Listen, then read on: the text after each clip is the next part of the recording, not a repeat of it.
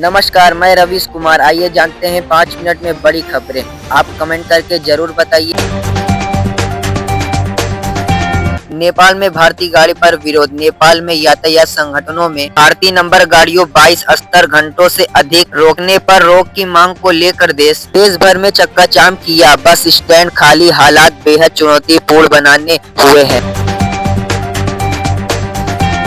कृषि मंत्रालय ने 14 राज्यों को 6 करोड़ किसानों को डिजिटल आईडी दी है, जो जमीन रिकॉर्ड से जुड़ी है। इसका उद्देश्य 2027 तक 11 करोड़ किसानों को कवर करना है।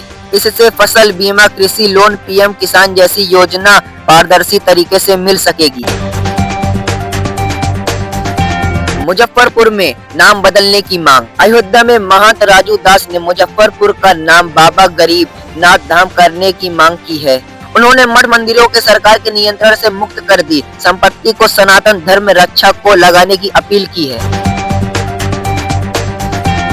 किसानों ने डिजिटल संकल्प अभियान। मोतिहार ने केंद्रीय मंत्री शिवराज सिंह चौहान ने कृषि संकल्प अभियान शुरुआत की है। डिजिटल समाधानों को उन्नत बनाने का उद्देश्य किसानों को नई तकनीक, योजना और वैज्ञानिक विधियों की जानकारी देते हुए उत्पादन क्षमता बढ़ाने पर जोर दिया।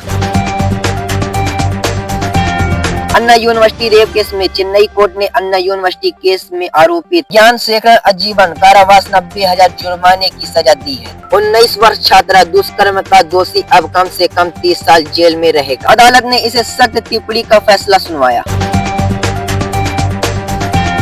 आरएसएस नेता पर भड़काऊ भाषण का मामला। मंगलोरी में आरएसएस नेता कल्लार का प्रभाकर सुभाष शेट्टी का भड़काऊ भाषण देने का आरोप लगाया। 500 लोगों को संबंधित कर ऐसा बयान दिया जिससे समुदाय में दुश्मन के फैलाने की आशंका है। पुलिस ने एफआईआर दर्ज शुरू कर दी है।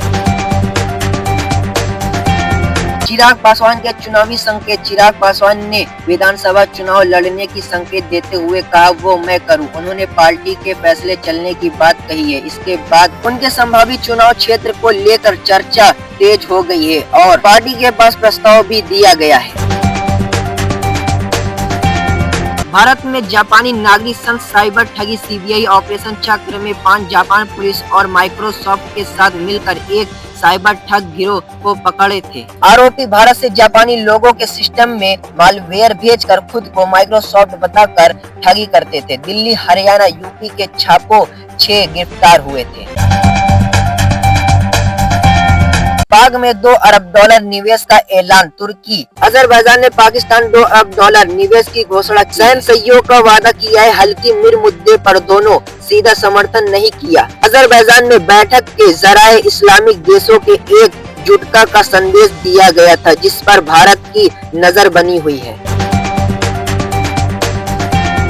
जामिया नगर सुप्रीम कोर्ट का फैसला जल्द। दिल्ली जामिया नगर में अवैध निर्माण पर बुलडोजर चलेगा या नहीं, इस पर सुप्रीम कोर्ट का क्या फैसला है, अगले सप्ताह जल्द फैसला सुनाया जाएगा। रचिका कार्यकर्ताओं ने बिना सुनवाई के बेदखल का आरोप लगाया। हाई कोर्ट ने जाने के लिए सलाह दी थी, लेकिन पुराने आदेश का पालन न होने की बात उठाई गई है।